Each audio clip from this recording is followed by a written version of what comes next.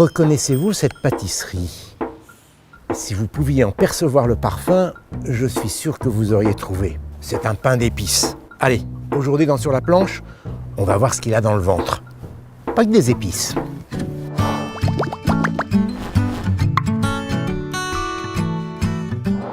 Mais d'abord, un peu d'histoire et de géographie. J'aime bien raconter d'où viennent les aliments que nous consommons. Souvent, je me régale, et vous aussi, j'espère. Le pain d'épices viendrait de Chine.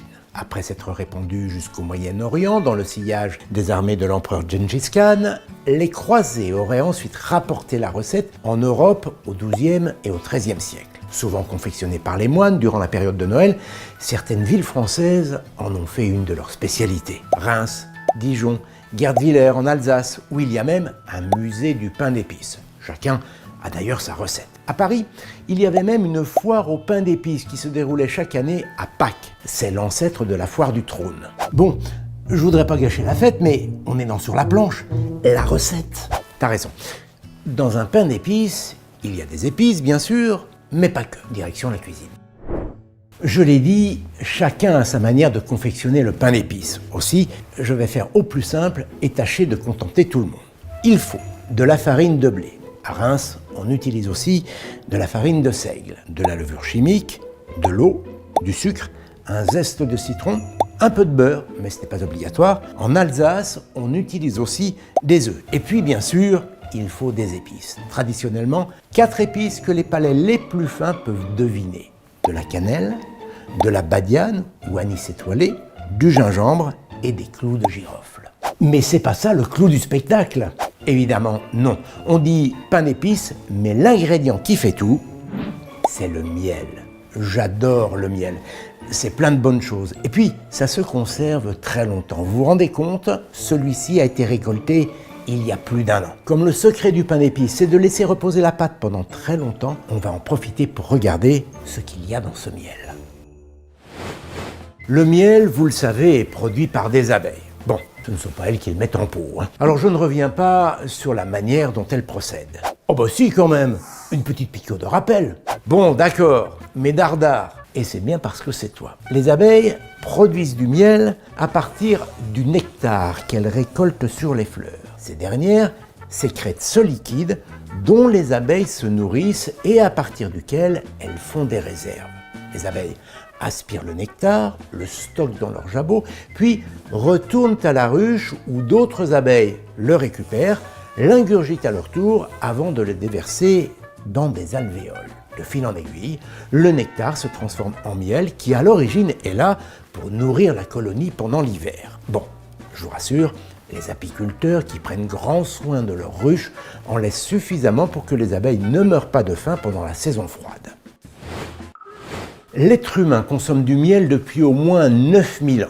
À l'origine, c'était à la fois une gourmandise et un remède. Sur le papyrus d'Edwin Smith, c'est le nom d'un égyptologue qu'il a eu en sa possession durant quelques temps.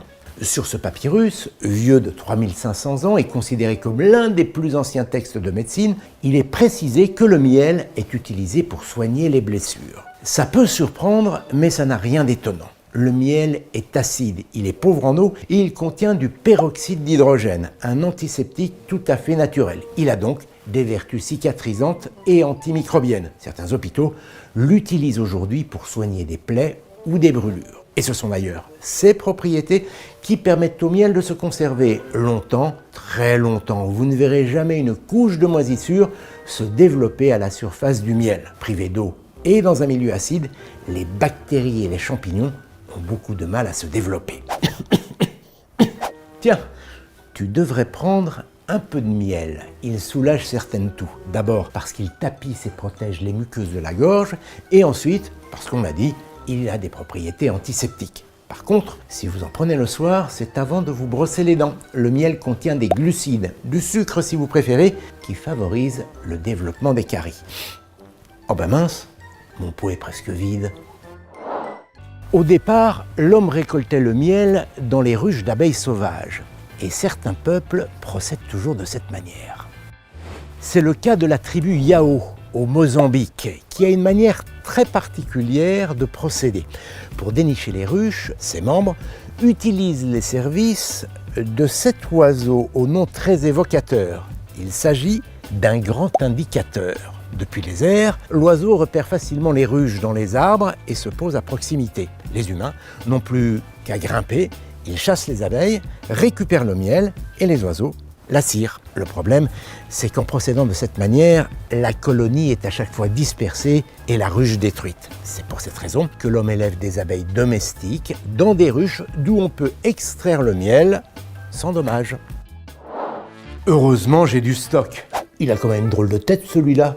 T'as vu la tienne? Mais non, je parle de la couleur. T'inquiète, la couleur du miel n'a strictement rien à voir avec son évolution dans le temps. Elle est liée aux pigments qui se trouvent dans le nectar des fleurs que les abeilles butinent.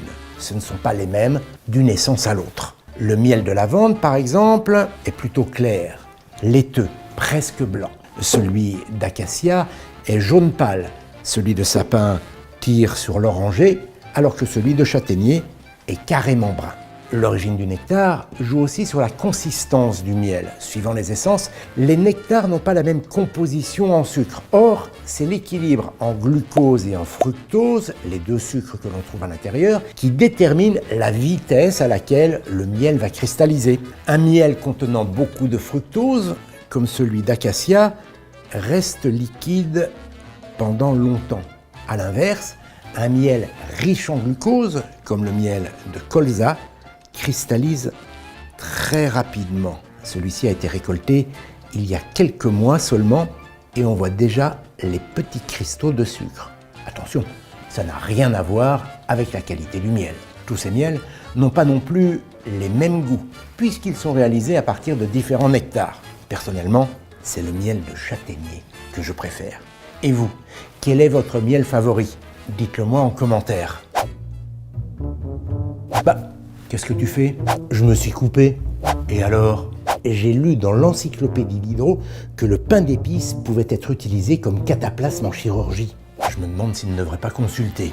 Allez, un bon conseil, le pain d'épices. Mangez-le, c'est délicieux et c'est bon pour le moral. À bientôt les épicurieuses et les épicurieux. Et pour continuer de vous régaler, abonnez-vous et activez la petite cloche. Tiens, du peroxyde d'hydrogène, ça va pas?